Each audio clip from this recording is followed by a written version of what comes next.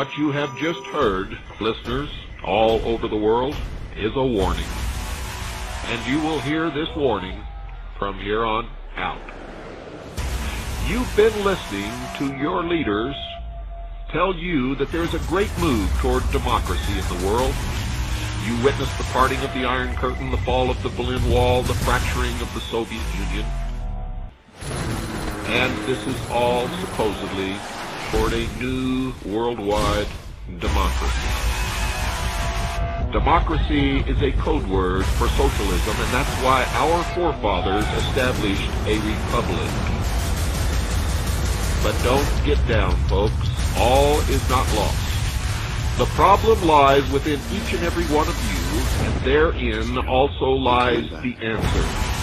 I'm your host, William Cooper, and you're listening to The Hour of the Time.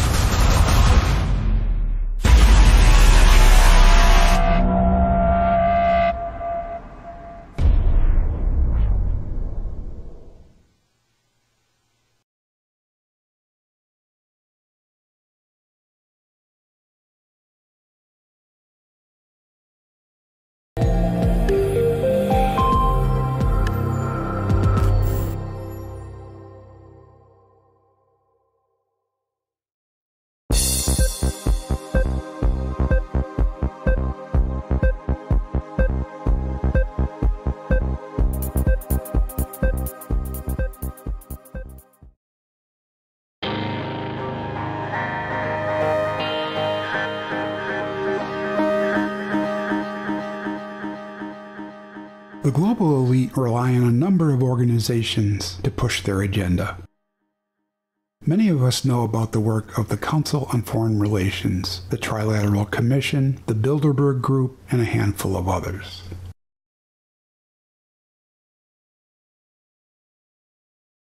The Tavistock Institute for Human Relations is included and instrumental in this collection of subversive organizations. However, we rarely, if ever, hear about its role in mass brainwashing and shaping of public opinion. As I covered in a previous episode, the elite are active on several fronts to reduce world population and basically turn the planet into a lockdown, high-tech prison where a demoralized and reduced population is completely under the iron-fisted rule of a world government. This long-term agenda would not be possible without first conditioning and brainwashing populations into accepting and even celebrating their loss of freedom and servitude.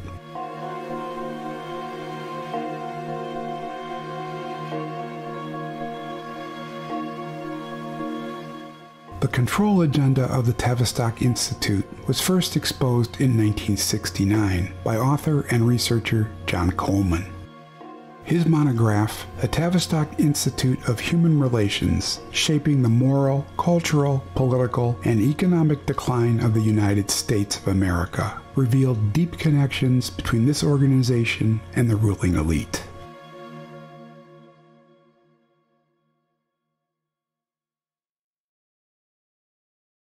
Tavistock emerged in 1921 at the Wellington House in England. This seemingly innocuous name served as a cover for Britain's War Propaganda Bureau. David Lloyd George, the Chancellor of the Exchequer, was given the task of setting up a British War Propaganda Bureau. George appointed the writer and fellow Liberal MP Charles Masterman to head the organization.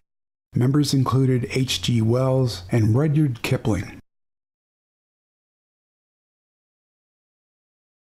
A number of writers were put to work cranking out pro-war propaganda to promote and demand participation in the so-called Great War, now known as the First World War. According to Coleman, the Tavistock Institute at Sussex University in London is owned and controlled by the Royal Institute for International Affairs, also known as the Chatham House. This is the epicenter of the British establishment. Its meetings are secret, like those held by the Bilderberg Group. The Royal Institute for International Affairs is said to be based on the King Arthur myths. Financial backers of this organization included the Astor family. Its American equivalent, the Council on Foreign Relations, was funded by J.P. Morgan, Jacob Schiff, Paul Warburg, John D. Rockefeller, and others.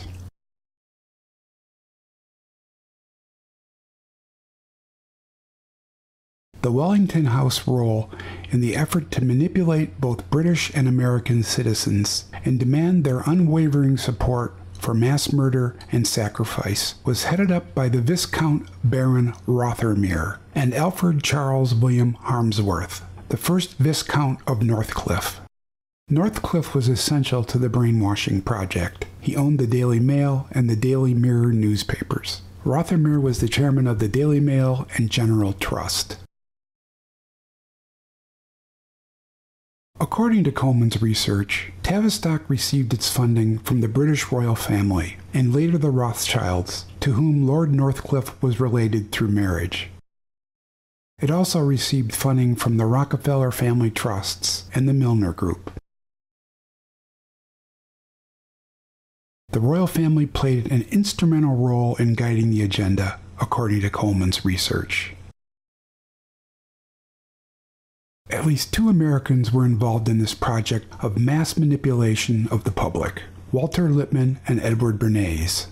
Lippmann, who would later introduce the concept of Cold War, was a notable member of the Council on Foreign Relations, established in 1921. He played a significant role in the Woodrow Wilson decision to get the United States involved in the war in Europe, despite having promised not to.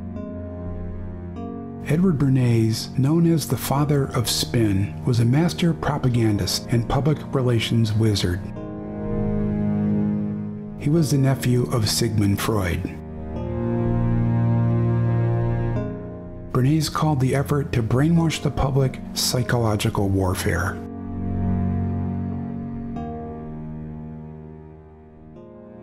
In 1937, Tavistock based its operations on German philosopher Oswald Spengler's book, The Decline of the West. Spengler argued the West is in rapid decline and ruled by what he called Caesarism, the state's prerogative of violence. Spengler said humanity would ultimately return to a more animalistic state, a sort of advanced primitivism.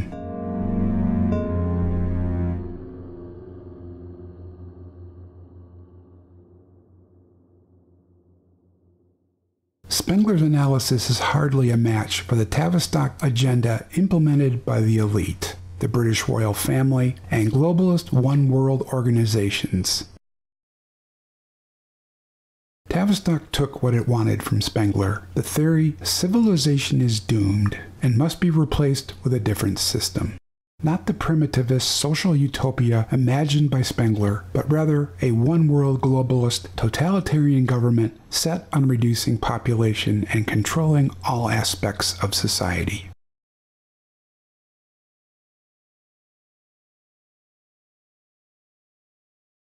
At its core, Spengler's thesis holds that alien hordes will arrive in America in increasing numbers, thus leading to a fall of Western civilization and its culture, law, and ethics.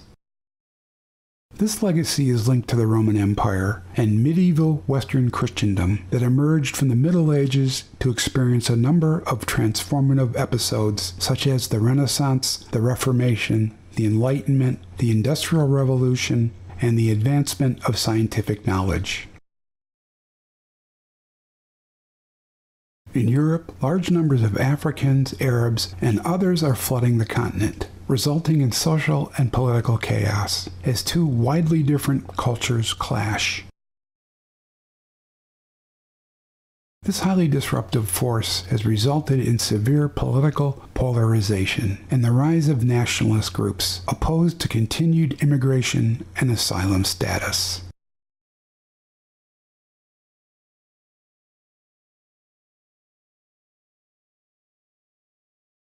Wellington House Board members Rothmere, Northcliffe, Lippmann, and Bernays also praised a book by Correa Mullen Walsh, The Climax of Civilization, published in 1917.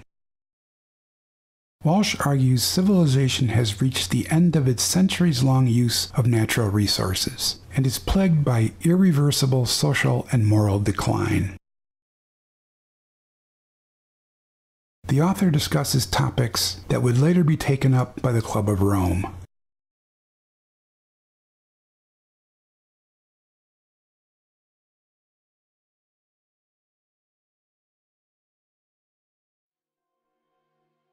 The massive propaganda effort undertaken by Tavistock during the First World War went into overdrive in the United States. By far, most Americans opposed entering the war, and Tavistock and others worked to change this. In Britain, it only took a couple of years of relentless media propaganda to turn the British people from opponents of the war into enthusiastic advocates and participants. The same model was used to get the United States into the war.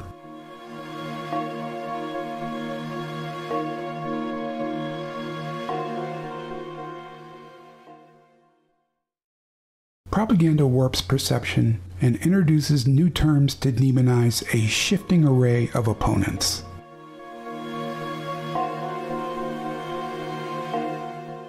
For instance, in America, the Tavistock propaganda effort labeled war opponents as isolationists, a term that would later be used by Roosevelt to manipulate the nation into fighting the Second World War.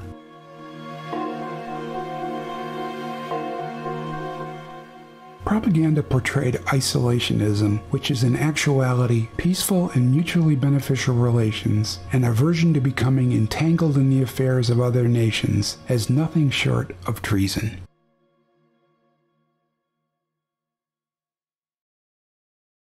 At the time, President Wilson preached the idea of a one-world government. He managed to lower, if not destroy, tariffs that protected the American economy and worker.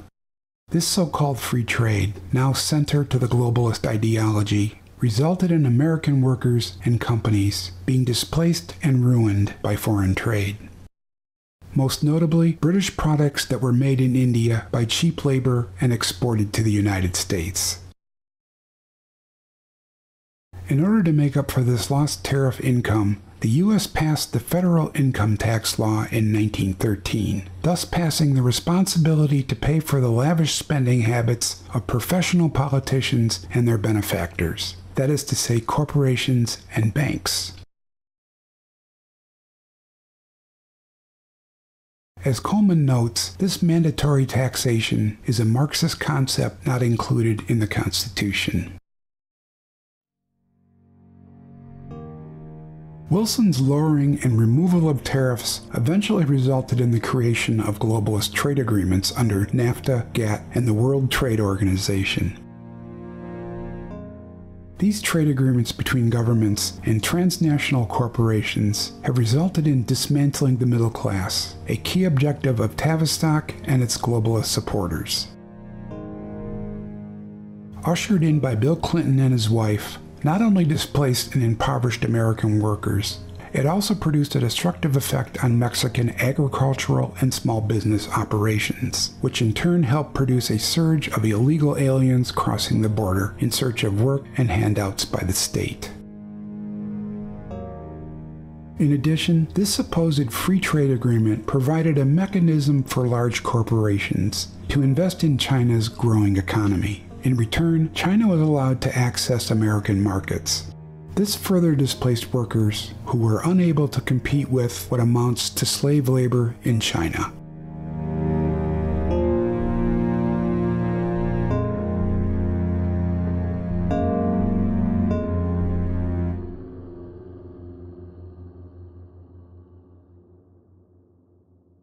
Tavistock and the Wellington House also pushed for the passage of the Federal Reserve Act, the same year an income tax was forced on the American people.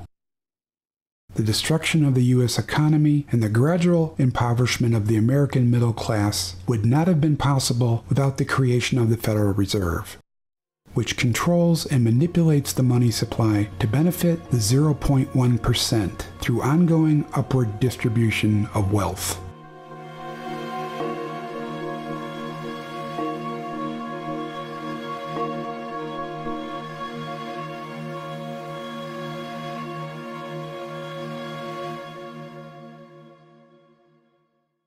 Both Lippmann and Bernays were involved in this banker cartel consolidation of wealth and assets.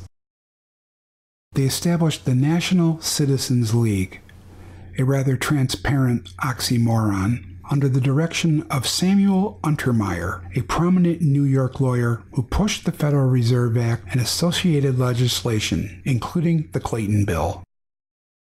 Before the Federal Reserve Act could be signed by Wilson, it was gone over with a fine-tooth comb by Colonel Edward Mandell House and the British oligarchy represented by the banker J.P. Morgan.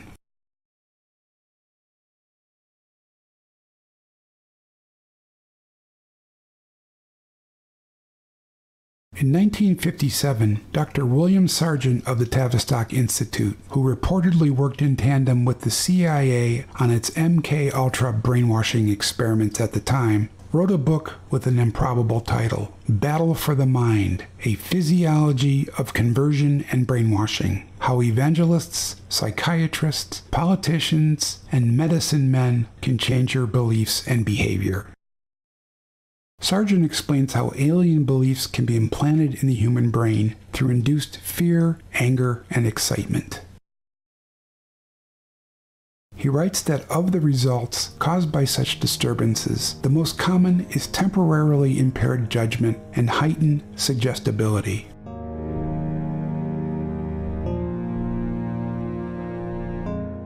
This results in what psychologists call herd instinct, and it is most prevalent during war, epidemics, and all similar periods of common danger, which increase anxiety and opens up the individual to mass suggestibility.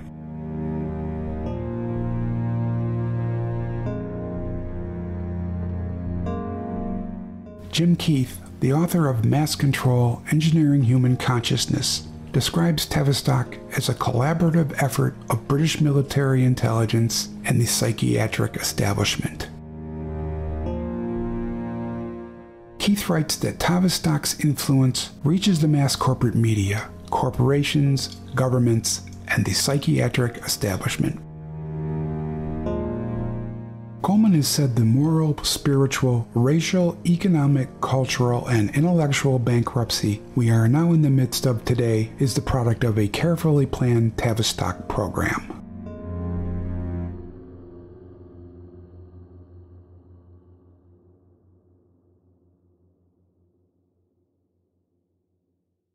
In 1928, Bernays wrote in his book Propaganda that the conscious and intelligent manipulation of the organized habits and opinions of the masses is an important element in democratic society. Those who manipulate this unseen mechanism of society constitute an invisible government, which is the true ruling power of the country. This legacy of lies and manipulation in the name of war and a totalitarian world government is alive and well today. Every day we are slammed with fake news guiding us along a prearranged path toward our ultimate enslavement and the prospect of never-ending war and conflict.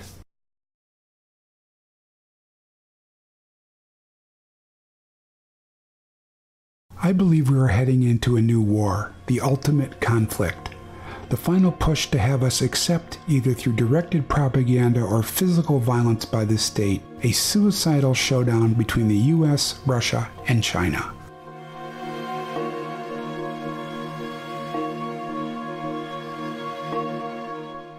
If we survive this engineered war, we will all be swept into bondage. For as Henry Kissinger so aptly noted, if the orchestrated crisis, or a number of them piled one upon the other, are effective, the American people will run to the state and beg for protection.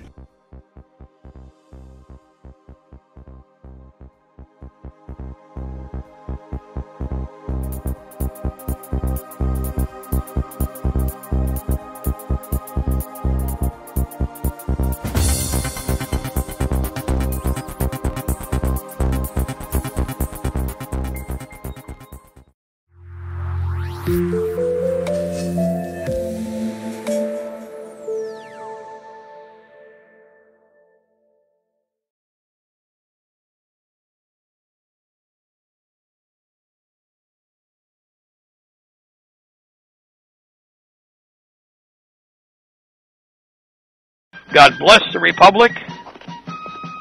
Yes, to the New World Order. We shall prevail, ladies and gentlemen. The Empire is on the run. And we are on the march, day and night. Hoorah. Thank you, gentlemen. Guys, we'll be back at 8 o'clock. Meanwhile, BC coming up next. Don't you touch that dial, because we got a lot more live radio on Liberty Tree Radio. Plant the seed in our homeland, boys. Let it grow where all can see. Feed it with our devotion, boys. Call it the Liberty Tree. It's a tall old tree and a strong old tree. And we are the sons, yes, we are the sons of liberty. Save it from the storm, boys. Water down its roots with tea. And the sun will always shine on the old Liberty Tree. It's a tall old tree and a strong old tree. And we are the sons, yes, we are the sons of liberty. March along with the piper, boys. We were born forever free. Let's go pay the piper, boys, beneath the Liberty Tree. It's a tall old tree and a strong old tree. And we are the sons, yes, we are the sons of liberty. Pay the price they're asking, boys. Always pay the tyrant's fee. Never.